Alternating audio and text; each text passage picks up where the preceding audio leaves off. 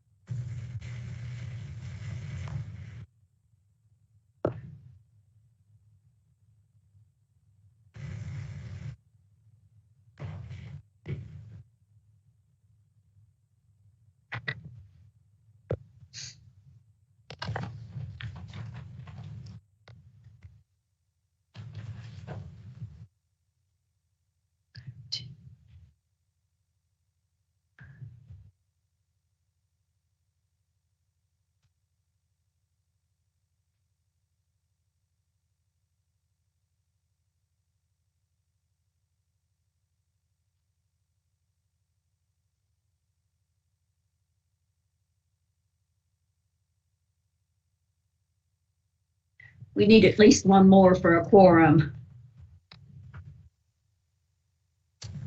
Are you expecting Chair Coleman to join us? Yes.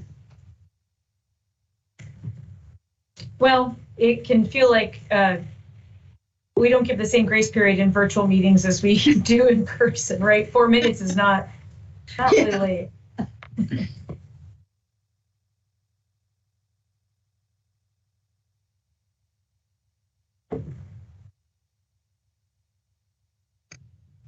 I think Travis is also supposed to be joining us.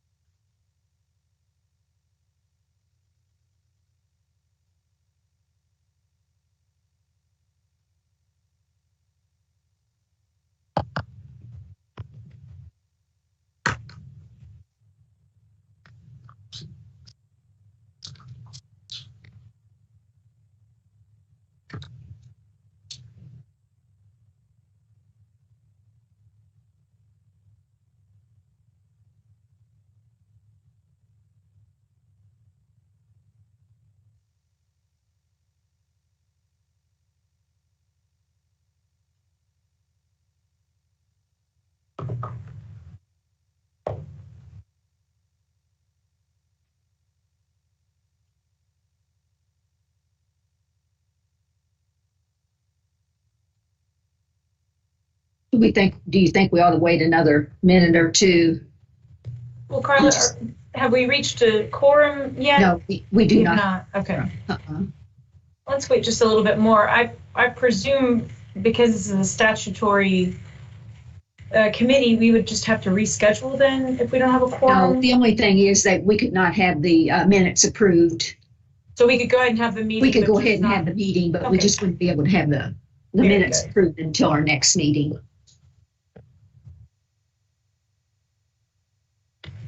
and I'm embarrassed that I have to ask this in front of everyone, but do we have a vice chair? We've never needed to have a vice chair for Actually, a meeting. Kathy's the vice chair. Okay. Oh, that's right. Kathy has stood in during meetings before. Uh-huh. But we are not able to hear Kathy. No. Let me see if I can.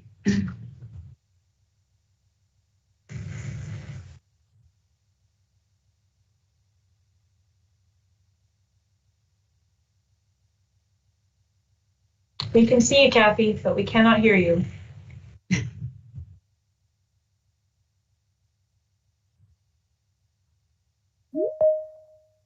You're mute. Kathy's mute. She's muted. She may be calling in via Abdul Muhammad is now joining. Who was that? Abdul Muhammad. Abdul. Okay. Hello, ladies. How you all doing this morning? Hello, how are you? Hi. Good, good. I was trying to log in on the computer there, but for whatever reason, I can't make my. I can't get. I can hear you all talking, and you all just going at it there, but you can't hear me on my end. So I'm like, well, that's not gonna work when it's only 4 of us on the call. So I decided to call in, but I can see you all. You all are looking great this morning. Abdul, it seems like Kathy Fiegelstaller is having the same dynamic. We can see her, she can hear us, but we cannot hear her. So you're in good company. Okay. I got you. I said, well, I'm going to call in here, but then I said, I forgot. I'm like, well, they're going to see me on there twice. Like, I need to say something. So. That's all right. Thank you. All right.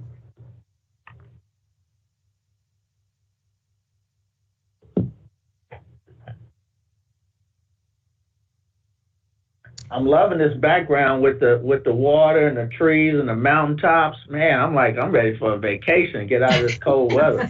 And cold weather in Lexington, Kentucky. Come on, that's not supposed to happen. Yeah, I'd like to be right down there at that lake. Ooh-wee. I know that's right. Although, Carla, it looks like there's a wildfire in the background of your scene. Well, yeah. I think I haven't paid attention to that, Wendy. I guess the way I've always been sitting, it's kind of blocked it out. That's a good eye. I didn't notice that, but yeah, you're right. It does, doesn't it? Maybe it's a sunset. Maybe it's just sunlight. Yeah. Well, Yeah. So we do not have Chair Coleman yet, and Kathy Fiegelstaller, who is Vice Chair, the sound's not working. Abdul, would you be willing to walk us through the agenda to lead the meeting? Oh, wow. I know. Okay. And if you need it, the meeting appointment has the agenda in it if you needed to open it up. Don't worry, I do a lot of the talking, but we need someone to sort of be the master of ceremonies to move this through. As long as you're going to do most of the talking, I can read, so that's no problem. I just need to get this packet open up here on, let's see here.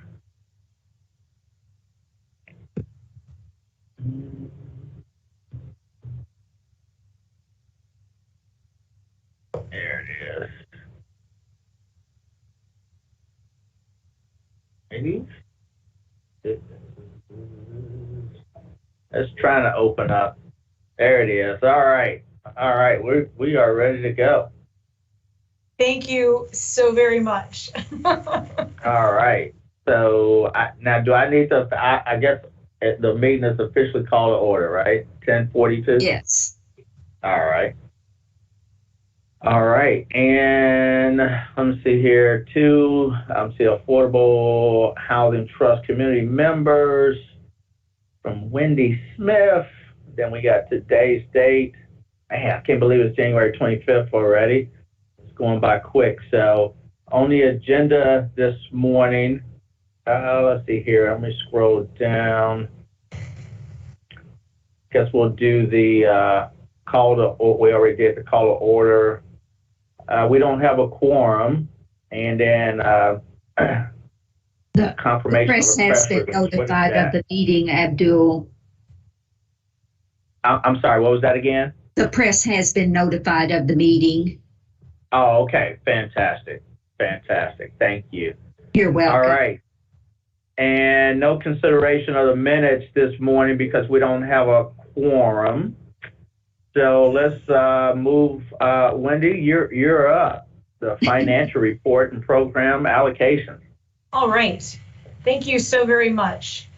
I will skip through this stuff. So one of the things that we are mandated, by legislation is to, at a minimum during our meetings, share with you all the financial reports for the Affordable Housing Trust Fund. So we actually have in the meeting KHC's Kendrick Vonderschmidt, who he and his department put together this reporting based on the receipts we receive for the State Affordable Housing Trust Fund. Again, these come from recording fees when properties are sold that go to the county clerks and then roll up to the state, and then from the state transferred over to KHC. And so we're showing you several fiscal years and quite a few quarters in this slide. And you all might remember that during the pandemic, we had a real drop in Q4 of fiscal year 20, but have had a nice rebound, and kind of the level set month to month seems to be about $1.5 million. Quarter to quarter, seems to be about $1.5 million. So we are kind of making up for that loss over the quarters. And so last quarter, we received almost $1.6 million into the Affordable Housing Trust Fund. In terms of our balances at KHC, we have a cash balance as of the end of last calendar year of $15.4 million. We have outstanding commitments to projects across the Commonwealth of 13.6. So the funds available that are not committed total $1.8 million. What you will note is when you look at that bottom line in bold, the funds available or uncommitted, that is higher than at the end of June, but lower than at the end of March last year. And our goal is to do more of what we call forward committing, meaning we try to anticipate the incoming funds and go ahead and do funding rounds to get the dollars committed, because it takes time for us to make our commitments, get our grant agreements out, and get partners ready to draw down on funds. We would rather not have partners waiting on the funds, but instead forward commit so that the dollars are ready when the partners are ready, and that we are never sitting on large balances of uncommitted funds. And I think we're doing a pretty good job of that. We do have a funding round out right now where we will commit even more Affordable Housing Trust Fund dollars. And this is just a reminder, you all have seen this before, but we only meet twice a year, so it's been a bit. We do an allocation plan every year where we sort of say, what are we committing our AHTF funds to? And in that bottom set of rows where it says proposed uses, you will see our commitments to single-family homeownership production, and then for home repair of existing homes owned by existing owners, and then for multifamily rental production. These are just kind of guesstimate allocations. It does change over the year. And because our revenue coming in is a little higher than we projected, we may be able to even allocate more. We also allocate what are called HUD home dollars to single-family home ownership production and multifamily. So this is not the only money that we put into those uses. This is just what we have allocated in Affordable Housing Trust Fund dollars. And then over the years, there's been, just a little concern and kind of monitoring of what are we committing to single-family development and single-family home repair. And this, again, is just a reminder slide that for FY22, we committed $7 million between our HUD home funds and the Affordable Housing Trust Fund to those single-family type projects, which is almost identical to what we committed last year. We, again, last year ended up adding a little more to it because we had some surplus funds. We would hope to do that again this year, but it's hard to promise that just yet till we get all of our receipts in. That concludes my financials. So I welcome any questions folks have. All right, any questions for Wendy this morning? I think we got, it looks like 2, 4, 6 of us on the call now. Yeah, with KHC staff at least. Yeah, that seems like a nice bounce back there. That was encouraging to see how the numbers bounced back from at least 2020 there, and then the trending number as we can continue to kind of float sideways but slightly up as well. So that's a good sign. And that's higher than 2019, FY 19 and 20. I agree, and what's worth knowing is that the fees charged for the HTF are not tied to the value of the property. It's kind of a flat amount. So so we're just really happy to see that Q4 in FY20 really worried us. We were scared that might portend some other a trend downward, but we're really pleased too. Yeah, it's a nice bounce back. All right, any other questions? All right. All right. Thanks, Wendy. And let's see here. Was there another part to that, or that was all, right? Yeah, that concludes my report. All right. Let's move over to HHCK's efforts to advocate to increase the AHTF. And Adrian, I see you're on the call. What do you have for us this morning? Sure. I did a bad thing and did not test. Can you all hear me? We can hear you. You sound a little muffled. I don't know if it's my ears or the speaker, but.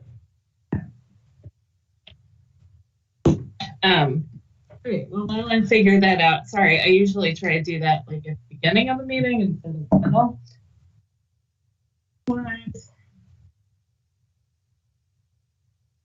And now we don't hear you at all.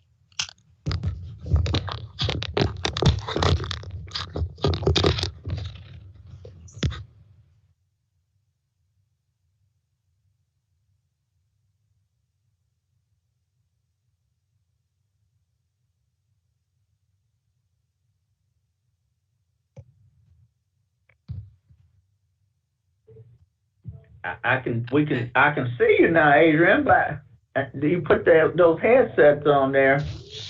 Okay, I give up. I guess it'll just be, right. Have to be a little bit Go muffled. for it. All right. So as Wendy talked about, the fees that fund the Estate Affordable Housing Trust Fund are not tied directly to the value of the property. Rather, it's a flat $6 per real estate transaction fee. And so in order to increase the Affordable Housing Trust Fund under this structure, then the volume of transactions have to go up substantially. So as many of you know, HHCK is an advocacy organization. See what needs to be improved. And we know that the Affordable Housing Trust Fund has been a real blessing to Kentucky communities for many years, and we could do more with it. So we're working on a couple of different angles. One is a fee schedule change, basically doubling the $6 per transaction to $12. This would be an ongoing thing. And so we've been working with some of our Eastern Kentucky partners to get the county clerks on board with that. It's a process.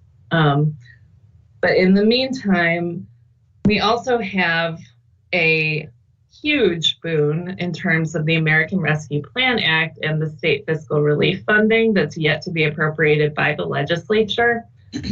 We've been trying to meeting with Senate leadership on doing a one-time investment in the State Affordable Housing Trust Fund.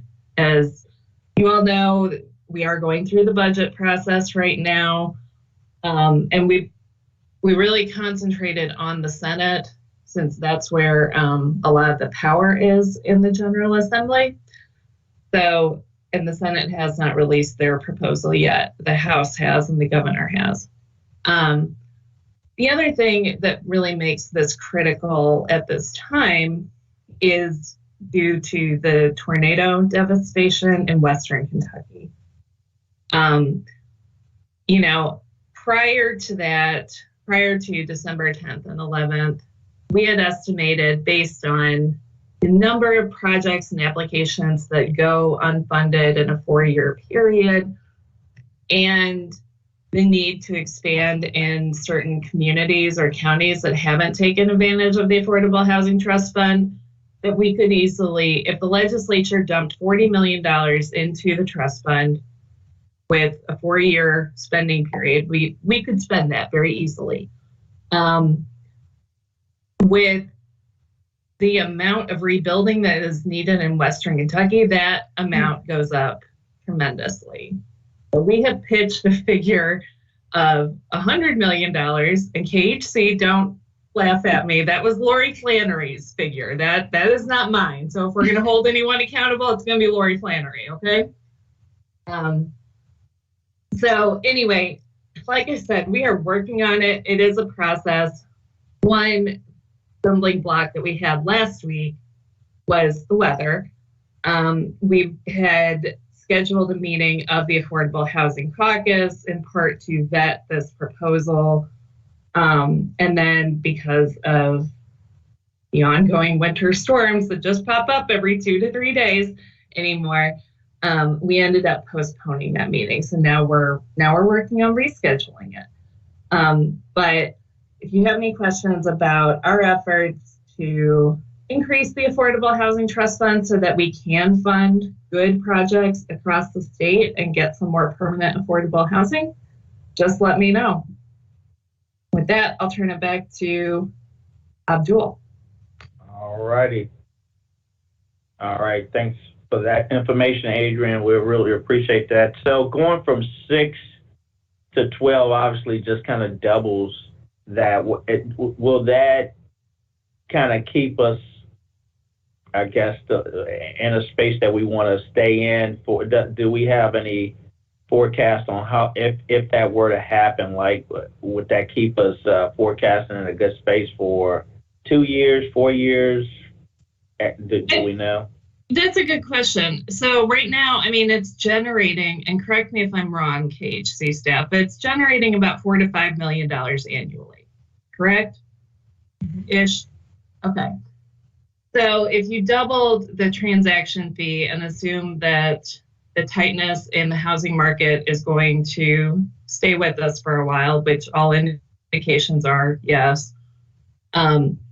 I mean, that would essentially double it to $8 to $10 million a year. And that would allow for more projects to be funded to nonprofits who are currently using it, but also relieve some of the competitive pressure in the awarding and allocation process, so that some of maybe the community action agencies in Western Kentucky they do weatherization, but they haven't necessarily tapped into the trust fund. Maybe we could start building some capacity there. So I think it could be easily spent and allocated, is what I'm saying, especially with KHC's forward committing framework, if you will. Yeah. Weatherization is so important. We take little things like that for granted. However, I mean, think about all the energy loss, money being spent, and so forth, because we don't have our homes in a good space from a weatherization standpoint. So I think it's a huge issue. I mean, I frequently, when I'm educating folks about the need for affordable homes, I talk about the HUD definition, and we can make arguments about whether paying 30% of your adjusted gross income is appropriate, or should it be less, or should it be more. But the thing I remind folks of sometimes that they don't always realize is that it includes utilities in that definition. And so, I mean, I know KHC is getting ready to talk about the Healthy at Home Eviction Relief Fund. Our organization is a Continuum of Care subrecipient and an Emergency Solutions Grant subrecipient as well. I don't even want to know how many checks I sign over to utility companies. Like, it is so much, and it is such a big part of housing affordability. It's also one of the most low-cost ways to buy more affordability for low-income households. It's reducing their utility bill and getting more cash in their pocket to either pay rent or childcare or prescriptions or groceries or what have you. Yeah, that's a great point. That's why I love these calls here when we get on. It's a good reminder of all the hard work that's being done behind the scenes, especially in the banking space, that we just, we're doing loans all the time, right, to people that I guess kind of ready to go, but then you hear all of the backstop stories. And just listen to you, Adrian, about, that piece being counted at 30%, right? I never really thought about it like that because I never really saw the formal definition. But now I'm having this wow factor, like, wow, we're supposed to put that in the 30%. And a lot of times we're seeing people come in above 30 with just trying to buy the house. So it's a lot of information there we need to continue to educate people on. But okay, well, thanks for that report. Really appreciate it. KHC Updates, Wendy, we're boomeranging right back around to you. Like it or not. I just wanted to offer you all, because we have so many new things happening in Kentucky, particularly related to housing, related to COVID relief funding and the tornadoes. I thought I would offer you all a hopefully fairly brief just overview of an update about what's been going on, and then welcome any questions. So we launched in March of this year, or relaunched with a different bucket of funds, the Healthy at Home Eviction Relief Program. This can cover rent and utilities for tenants who are at 80% of area median income or below. So it's a really broad income range. And we serve 118 counties, so everywhere but Louisville and Lexington. And again, we can pay arrears, and we pay 3 months of future rent and or utilities. So we launched February 15th with our application and started making payments in March. And I'm just giving you all an update. So since March of last year, we have paid out $102.5 million in assistance. Now, I want to make sure that it's clear to you all, 99.5% of that has been paid directly to landlords and utilities. A very tiny percentage has gone directly to tenants. We're allowed to do that when a landlord chooses not to participate or does not respond after KHC has reached out 3 times. So anyway, the bulk of that has been rent assistance, but over 11 million has been utility assistance, per the conversation we just had with Adrian about the cost of utilities. We have made over 30,000 individual payments on behalf of 21,560 households. So some households are getting a rent payment and 1 or 2 utility payments. So that's how many individual payments on behalf of not quite 22,000 households in Kentucky. The average assistance per household is just over $4,800 right now. Our total grant of this bucket of funds is $264 million. So of that $264 million, we have subgranted and transferred $38.7 million to Louisville and Lexington to keep their local programs going. We don't operate in those counties. We want them to keep going. They got their own money from Treasury, but they have each run out. So we supplemented their funds with ours. Again, we have paid out $102.5. KHC has used $8.7 million for admin costs. So in total, when you add it all up, $150 million of our grant has been committed, which is 57% of that overall grant.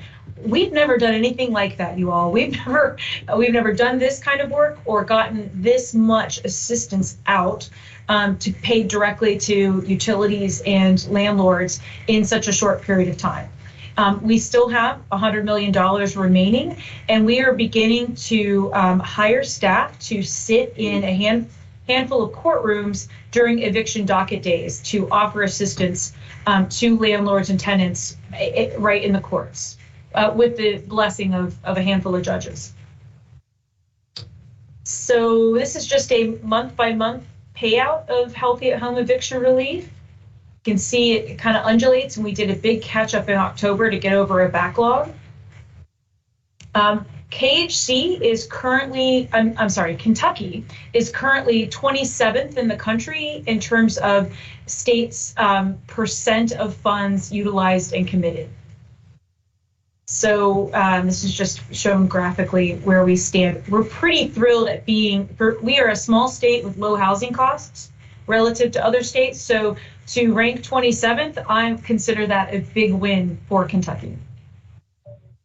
This is just a chart. I think we might have shown this to you all a while back, but showing the prospective benefit of this program. You can see the blue line is 2019 eviction filings. The orange line is 2020 eviction filings. You can see it flat lines when the courts closed altogether.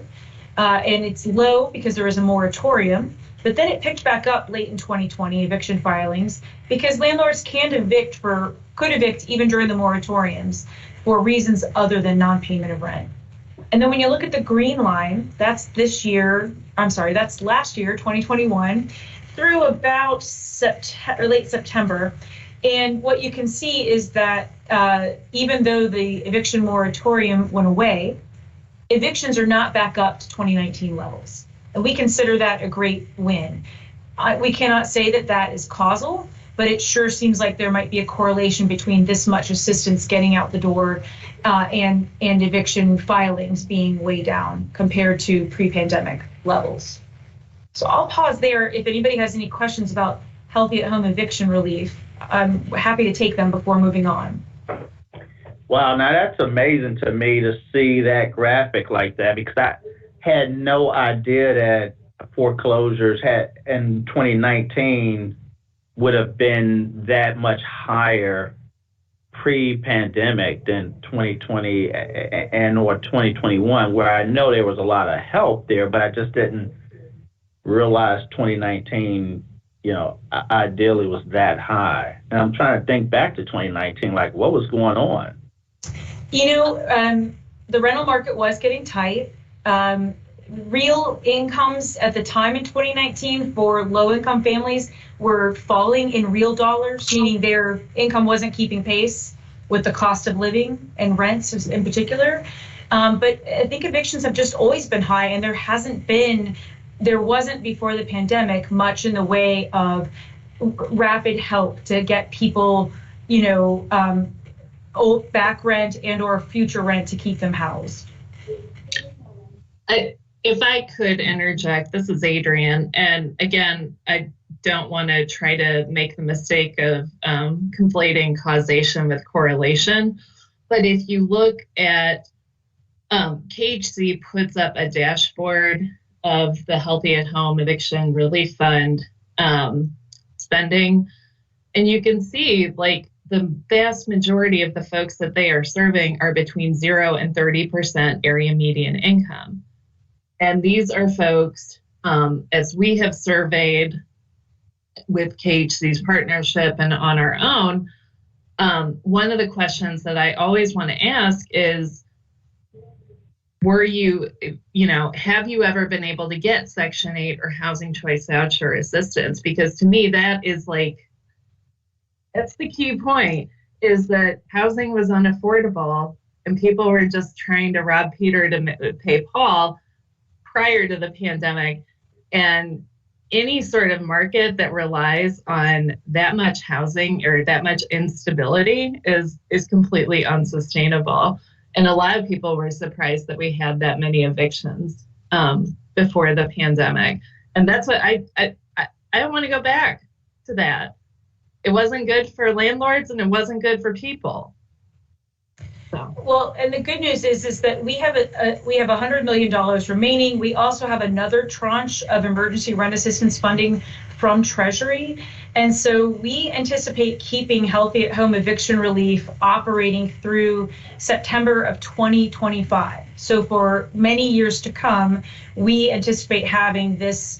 It's fairly flexible. It's pretty easy to rapidly deploy. And right now, if we get a complete application, we can pay that landlord within 2 to 3 weeks. So it's not something that folks are waiting on. There was a backlog months ago, but that is not the case now. Let me ask you a question. Do we think that, so right now we see wages starting to increase because it's supply and demand, right? We got now more work needing to be done than people that really want to work. I don't want to, whether that's an opinion or fact or whatever, the bottom line is that wages are starting to increase slightly, at least, in some spaces. They're paying people bonuses to come to work, right? So I guess my question is, do we see that as a sustainable piece that will maybe take some of the pressure off this? But then at the same time, inflation is up too, right? So, and the cost of housing is just not going down. The rents continue to rise, the values continue to increase. So, but with wages slightly going up, when KHC looks at this information, do they think that will take some of the pressure off? I hope that is the case, but I worry because what we know, Abdul, is that even before the pandemic, there was a real shortage of rental units that low-income folks could just find to move into. And then during the pandemic, we got this rent assistance money as well as other dollars to help homeless folks pay rent. And so we're in this upside down reality of actually having enough money to help people, but they cannot find a unit to move into. So there's a shortage of just partly because evictions weren't happening and people just weren't moving much during the pandemic. They were staying put. And so you have that. And then losing so much housing in Western Kentucky is going to create people who migrate to other parts of Kentucky to occupy units. And so I'm just worried there's going to still be pressure on rent rates for some time to come. And I don't know if income increases are going to keep pace. Gotcha. Okay. I would also add too, we've seen in terms of trying to deploy rental assistance, because rents doubling, tripling. And yes, there are some supply chain issues and all of that, but when you're dealing with scarcity, some landlords are charging double, triple the rents because they can. Mm-hmm. And so, while there is more power in the labor market and wages, is it enough to meet rents that are doubled and tripled? Probably not.